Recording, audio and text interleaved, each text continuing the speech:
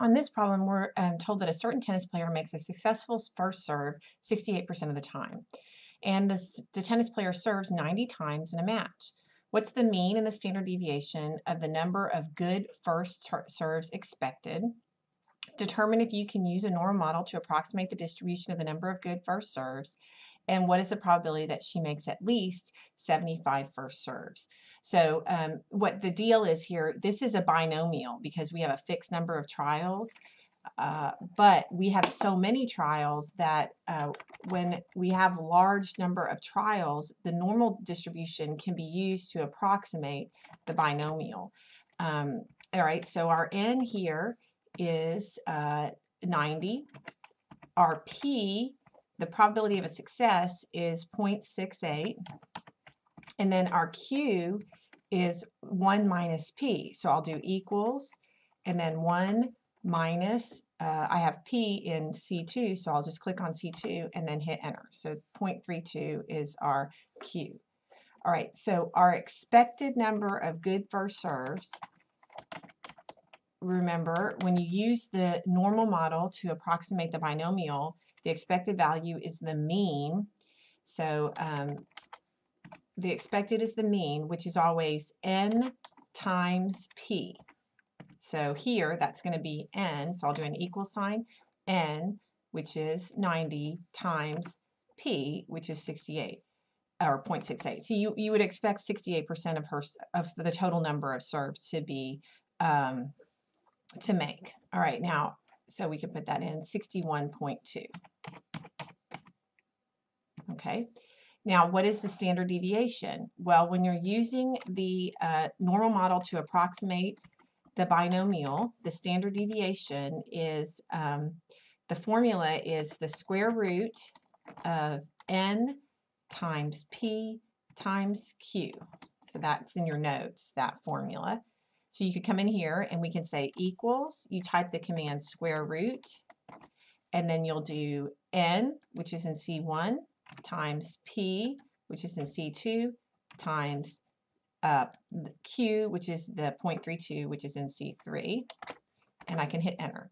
So there is my standard deviation. So they want it rounded to 2 decimal places, which you can do in your head, or if you want, you can come in here under home. Let's see, we can format. We can decrease the number of decimals. So that'll take a while because let me just do, I'll do number, yeah, 4.43. So it was kind of already set. Okay, now in order to use the normal model to approximate the distribution, n times p and n times q both have to be greater than 10. So that's one of the stipulations. So you want to check that. So check for normal. What you want to do is look at n times p. Well, we already know n times p is 61.2. And then we also need to look at n times q. So I'll come in here, it says equals n times p, which we already did, but whatever, for fun. And then we also need to look at equals n times q. Both of these are greater than 10, so it's okay to use the normal model. So if the sample size is large enough, then you can use the normal model to use, so okay to use normal model to approximate the binomial, as long as n times p and n times q are both greater than 10. So you have to have a large sample size, basically. Okay, and so we'll say yes, because they're both greater than 10. Now, the probability that she makes at least 75 serves in, all right, well, now we're using the normal distribution, and we want to, so using the normal with mean equal to the mean that they got, which was the 61.2, and standard deviation equal to the standard deviation that we calculated, 4.43, the probability